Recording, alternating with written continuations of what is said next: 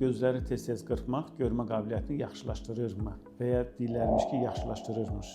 Xeyr, yəni isbat olunmuş bir şey deyil gözləri tez-tez qırpmaq.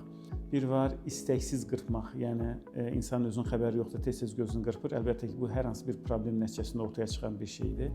Amma bizim özümüz gimnastika məqsədi ilə mən daha yaxşı görüm deyə tez-tez gözümüzü qırpırıqsa, bir faydası olacağını düşünmürəm. Bir tək rol oynaya bilər. Göz qapağı hər aşağı endi gözündən göz yaşı gətirir. Hansı ki, göz yaşı buynuz qışağını qidalandırmaqda rol oynayır.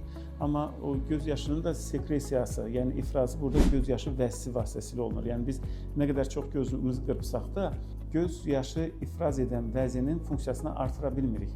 Yəni biz gözümüzü tez-tez qırpsaq da göz yaşı vəzsinin ifrazatının həcmi bəllidir, məlumdur nə qədər sekresiya olacaq.